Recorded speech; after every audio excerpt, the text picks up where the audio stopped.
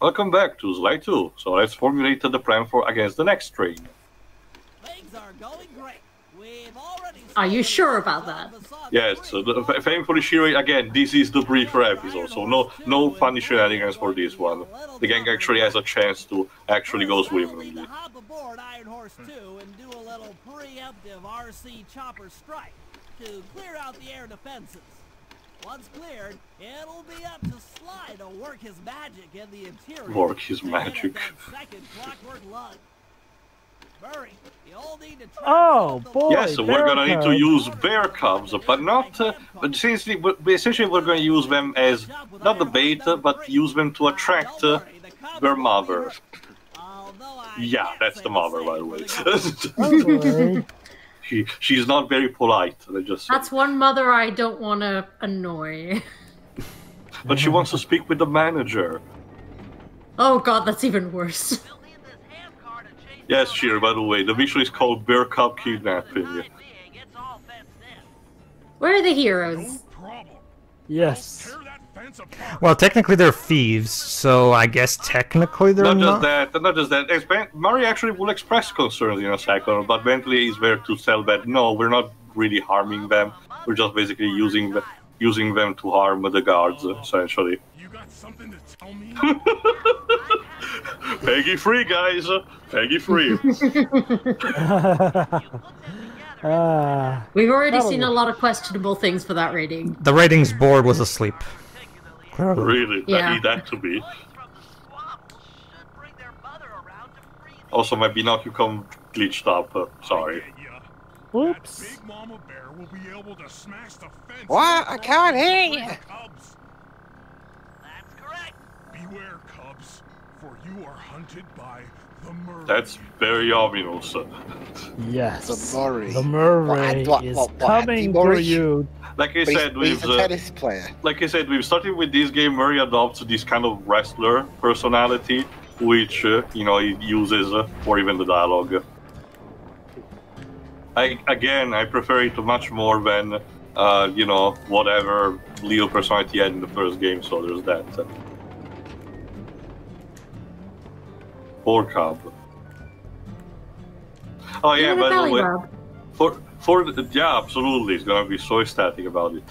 But for the duration of the remaining episode, the Cub will the Carmelita will also still roam around the hub. So watch out, because if she spots you, she's gonna start shooting at you immediately. So try to also stay away from her. Now the bear is actually, there you go, that's the mother. The bear is actually present already in the hub even before this mission starts. And if you get near her, it's a one-hit kill, by the way. So the game encourages to try to stay away from her until the right moment. Be careful, Murray.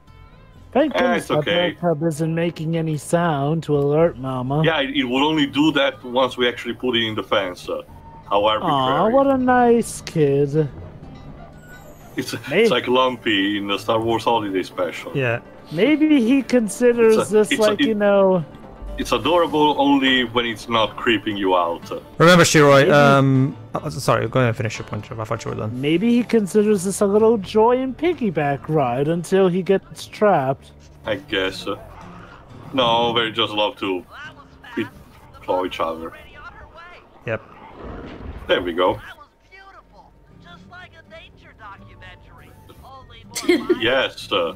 Oh no, that poor king had a family. Good job, Murray. Alright, the next up, I think it's Bentley that has to use the RC chopper to bomb the train. Go on in the meantime, Pedro. Remember, Shiroi, it's... oh, never mind, actually. Go ahead. No, go on. Don't worry. Remember, Shiroi, for as much as we like these characters, we have to remember that they're technically thieves and therefore outside of the law. So, they're still, the heroes of this story, kind of. Mm-hmm. And from what we've seen, the law itself isn't exactly perfect either. It's the same. It's that same thing that some people tend to. It's just because some people tend to forget. Remember, sure. That's why a lot of people got you know, annoyed at the finale of Seinfeld where the characters all get arrested at the end, and the writers said, well, guys, have you forgotten that these guys have been kind of ruining the lives of various people over the course of the entire show? So this kind of is karma when you think about it. Yeah, and it is. Even so, don't they like get like a 1-year sentence anyway? 1 year, yes. Yeah, so it's not even like that big of a deal. Not just that, but it was a funny thing she wrote, and for the record, this is a good thing. The cast of Seinfeld in the finale gets arrested for a year. Why? Because they broke the Good Samaritan law. What is the Good Samaritan law, you may ask, in case you don't know? It's in that particular state that they're in. I forgot which state it was. Jovi, maybe you can tell me. There's a Good Samaritan law where if someone is being robbed, you have to help. To some extent, you have to at least call the police. If you don't call the police when you see a robbery going on, you get arrested. That's it. You get arrested just for not calling the police. So basically, one of the writers looked at this. He learned about this, and he had this idea for how they could end the series. That would be the perfect way for these four to get their karma. They get arrested for the most weird, stupid law ever, basically, and it's just it's silent as being complicit law, that's why that finale is just so genius. Look. Anyway, as you can see, this section with the RC chopper is straight up like a classic shooter like Galaga. This is pretty good, actually.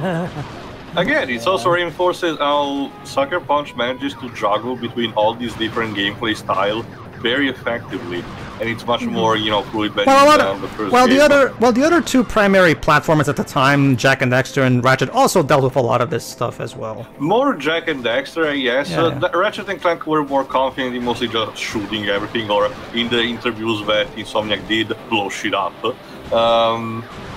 But yeah, true. It was also kind of a gimmick at the time, so... But no, this one is also particular because it relegates also to a myriad of different characters, and the third game will basically amp this up even more, even using time to an extent. Yeah, here we go, I just found it. It's on the... where is it? Oh, it's apparently in various places now. Okay, like the one that they used was the one for one of the... What was it? Oh, never mind. Was it the... Oh, okay. The district, all 50 states and the District of Columbia have some type of Good Samaritan law, apparently. Okay, so it's changed since then. Okay. Here we go. I actually don't remember if it was like exclusive to one state or not. Well, remember too, the Seinfeld finale was like in 1998, so it's been a long time at this point. So a lot of it might have changed at this point. Yay! And how do we...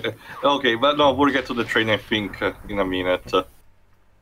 Because it was just a matter of, you know, prepping up things. Boop. Very good. Yeah, it says right here, Good Samaritan laws offer legal protection to people who give reasonable assistance to those who are, or whom they believe to be injured, ill, in peril, or otherwise incapacitated. The protection is intended to reduce bystanders' hesitation to assist for fear of being sued or prosecuted for unintentional... So literally, they're by the thing's own admission right here, it's to instill...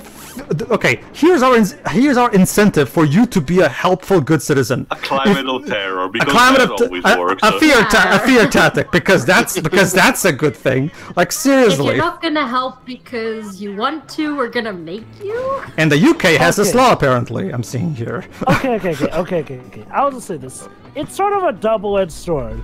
On the one hand, you know, yeah, it does come off as a fear tactic. On the other hand, you would be surprised at how many times bad people get away with bad things because people aren't willing to, you know, get up and talk about it. So I do kind of get the mentality behind it. It's not perfect, though. The law is kind of, like, not useless, but it's been made significantly more redundant now that we're in the age of, you know, mobile phones and shit. Yeah. It's like people don't have to help directly, but they can help in the long run. Again, the summation that gets done in the first year, I think, sums it up a bit better. Laws should not exist to bind you, but to remind you of your freedom instead. I'm sorry, did you just see that guy? Sly was literally fast enough that he was able to run with a train after getting knocked off it. Too fast for you. Gotta go fast. It's blue after all, so he has a blue costume. Well. Is this also Sonic's ass game? Technically, in a way, I guess. Maybe. He is a cartoony animal. I can tell you, the fourth game actually has minions that are hedgehogs, but no main villain that is an actual hedgehog. Sorry. Whoop. Whoop. There we go. See, that is pretty easy. Already with the second organ. Sly, you're blocking the subtitles. The text. Sly, you're kind of... We need to read that. So yeah, literally only one train remaining. This episode is actually the shortest of a bunch because of how quick it manages to go through. Operation Choo Choo. Apparently, you need to seriously start getting more creative with these titles. You could have called it Off the Rails or something. Or the Great Train Robbery. I mean, what chance do you have when you will pull another one of these? Once we're in position, Sly'll hop aboard and make his way up to the engine. While he travels through the interior, I'll provide air support with my RC chopper. I've planned this as a textbook train robbery. If we all do our jobs right, what could possibly go wrong? What could possibly go wrong? What could possibly go wrong? To be fair, aside from the first briefing, we haven't really seen Jean Bison patrolling the area, so we might actually be, on our luck might actually be on our side. Right here, it says right here, Shiro in Webs. In the common law of England and Wales, there is no criminal liability for failing to act in the event of another person being in danger. However, there are exceptions to this rule. In instances where there has been an assumption of responsibility by the bystander. Okay, now that's more reasonable, at the very least. I think the other thing that's more reasonable, but I think it's another pre-existing law that's not necessarily tied to that one, is when, there's a car accident and the car owner just runs away, But I think it's already another pre-existing law and not necessarily tied to this one. Yeah, that's more tied to hit and runs, I think, which is... But yeah, like, explaining it like that makes the law be a lot more reasonable. It still creeps me out. Well, it's like, a man's gonna do what a man's gonna do. Also, seriously, no, Murray has to do all the heavy lifting by himself, damn. This is like a two-way vehicle. He seems to be okay with it. And also capable, sure, but someone should give him a hand at some point.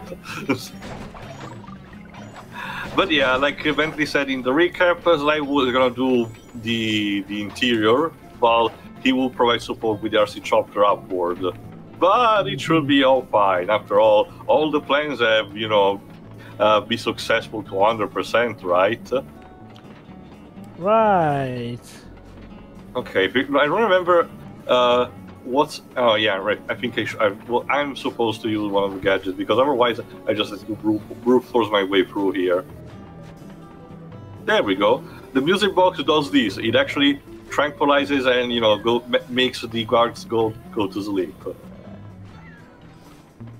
Oh, this one is already easy, but the first one didn't. So. This one is also straightforward. It's kind of a mini maze, just with the luggage, providing the obstacles you can go up because there are the laser traps. That is pretty creative. Nice. Oh, there's Jean Bison. Well, nothing to see here, kind stranger. Nobody getting past me. That there Clockwerk stomach is as safe as a snowman in winter. I'd like to meet those arms. Sure. Imagine that. Imagine turning to your right. It might be nearer than you think, Just look out the window. He's old-fashioned, Shiro. He doesn't know what to do. Oh, snap. It's you. You know, I kind of missed when you were helpful instead. Hey Cooper, thought I might find you here. Just can't stay away from these Clockwerk parks. Also, I get the idea that positioning that vehicle must not be really comfortable. She actually has to, you know, lie down like this. Like, can she see where she's at? Look where you're going! No thanks, Neyla. I've seen enough Poser. already. You're in Canada after all. What's the problem, Poodle? Afraid you Poodle. can't take me on?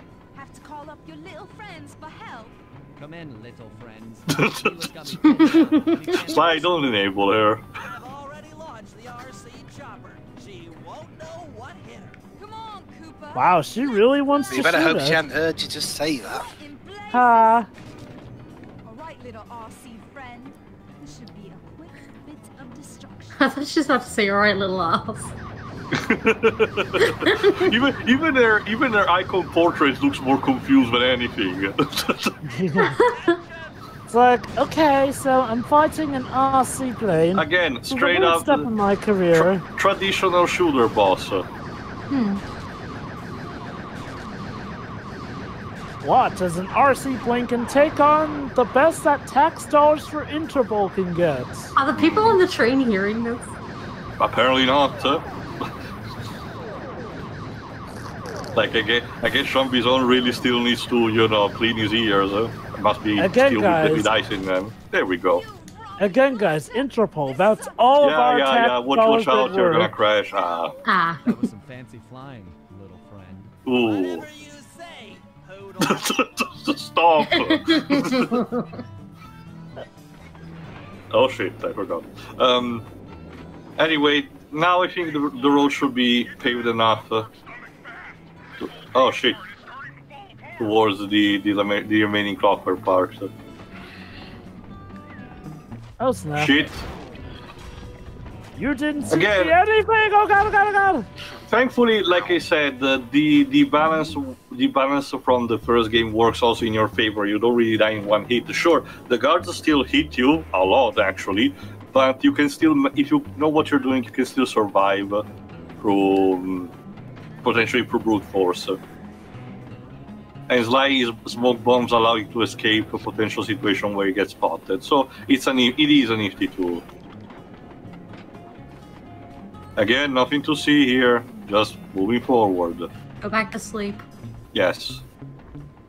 Even though it's your job to stay awake. But, Oh, and he fell through the floor. that's the move that he does. Like, creates like a trap hole in the ground and traps the victim there. Yeah, I don't get here. To be fair, Dreams, enemies like disappear in a puff of smoke normally when you hit them. So again, it's very using cartoony logic. Okay, it's interesting. Even though I had a PS2 around this time, I never really got these kinds of games. I never got Sly. I never got Ratchet and Clank. I never got There it is. I actually remember. I actually remember a lot of the marketing for this game specifically. It was actually marketed a lot here in my country. Oh yeah, When there did was- Really, Game the come out? most the PlayStation IPs that I played the most when I had a PS2 was iToy. Anyway, Jory, to answer your question, 2003, I think. Yeah.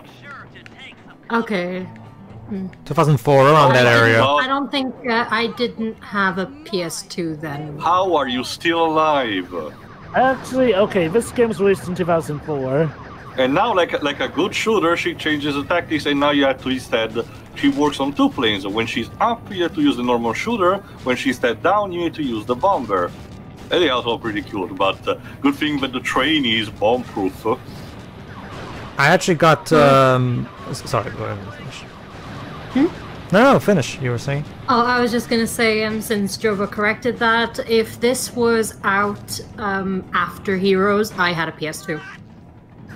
Yeah, I had that's what I played on my PS2 as well a lot of times. Sonic Heroes. I actually got my PS2 on launch because of Metal Gear Solid 2, and I got my GameCube the next year for Smash.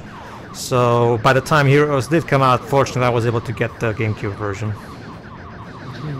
Well, I mean, round here in Britain, the GameCube was about as popular as watching someone clean the street with a sponge. True, but I didn't work for Interpol. Well, that's the thing. That's the thing. Oh, actually, maybe I wanna wait until this is done. Yeah, because the mission is done. Basically, now we're gonna. Yeah, he's fine.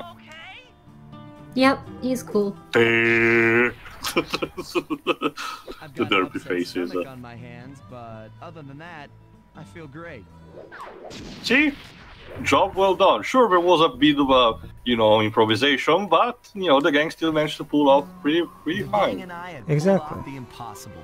We'd successfully robbed all of John Bison's iron horse trains, and we were walking away with 3. Count them, 3. And then we died of... No, Lives, don't worry. We shut down spice distribution in all of North America.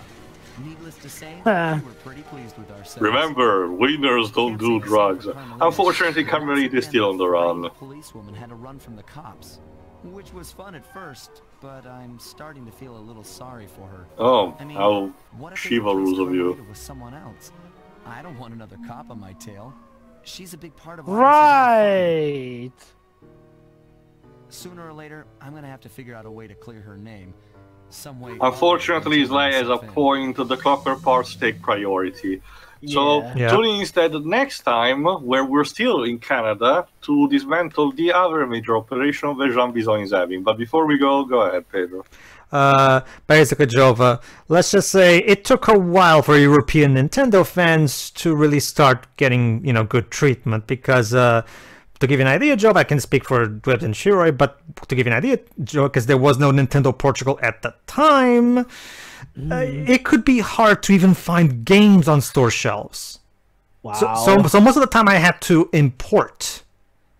And that's always fun. So, well, I imported from the UK and Spain, so it was never a region lock problem. It was more so the fact that I had to pay extra for shipping. That was the problem, because again, the games could not be found. Only the more high-profile GameCube games were like you wouldn't. I had to import Sonic Heroes to give you an idea. This is one problem that a couple of South American states actually have to face. Yeah.